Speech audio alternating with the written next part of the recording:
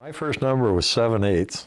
7/8? Yeah, that's because Dean Layfield had 9/16, and I was You had to back be better. back in them days. You had your heroes out there and stuff. So Layfield, your hero? One of them? probably the first when racing first started. Yeah, Okay. because he was a big gun back then, and yeah, he started out to be my first hero. But then I went to number 1 because it was the easiest thing to paint on the car at number 1, so I went 11. And I didn't like 11, so then I went to 40 because Ronnie Blackmer was a good friend of mine, and he had 4, and Russ Thompson had a 39, so I figured 40 had to be the next best number. There you go. Okay. I never started late model till 74. Okay. That's, Yeah. that's right. Yep. I was probably one of the later guys of the old timers that, started in late models. Right. But, I got to the point there wasn't any place else to race. So. Right. Who was your competition in that class during the 60s then? Ronnie Blackmer was, Ronnie? he won most everything. Yeah. And then it was Jay Pyler, Stroker McGurk, Johnny Whitehead.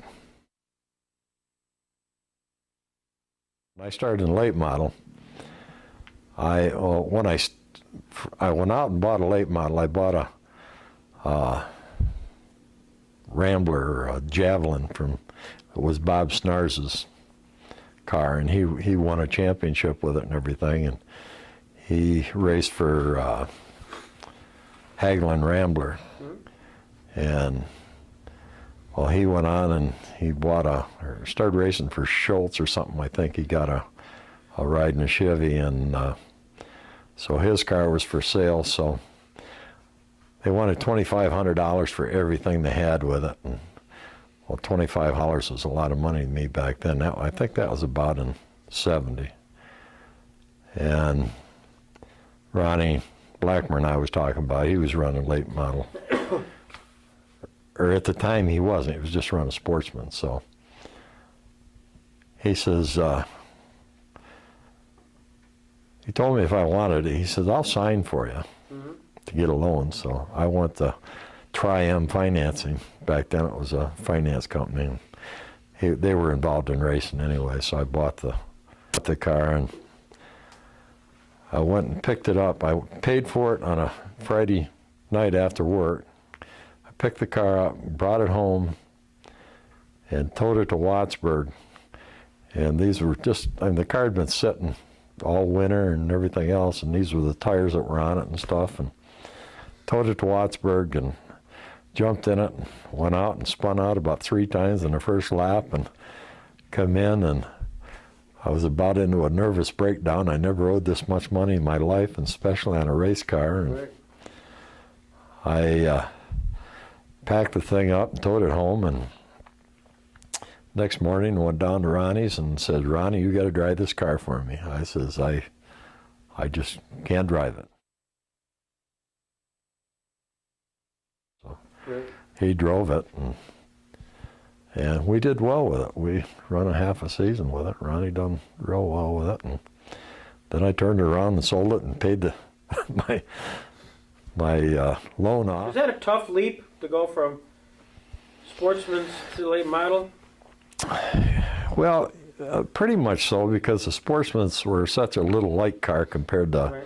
at the time, the late models were quite heavy. I mean, they weighed another, 700-800 pounds heavier, and it was like driving on a school bus compared to a car, Right. when you first started. But then, when I started in late model then we started building the lighter late models and weren't the heavier cars. So.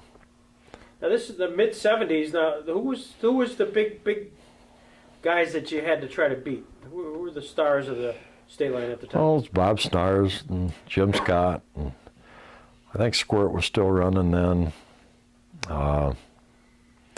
Reichmer. That was the the biggest. Last lap with one person. Who was the person you wouldn't want to be on that last lap with? With the guys I've raced with? Yeah. Tom Dale. The funniest part about Tom is he was the nicest guy you'd want to meet, but he was a Parky in a heartbeat. and sit there and laugh about it. Yeah. I mean, he'd take you out and be just grinning all the way. Tell me about Jim Scott. What kind of guy was he? On the racetrack? We can that's a two-part answer. We can go the first part if you want. Jim and I have always been great friends. He's always been a real good race driver. He's very competitive. And we really didn't have that much racing together because about the time I got in the late model, I think we'd run 1 or 2 years together or something. But, I never had any trouble with Jim. He was a tough runner. There wasn't anybody tougher out there to run with. And he didn't give you an inch, and you didn't give him an inch, but we never had any problems. What number was your car? 40. 40?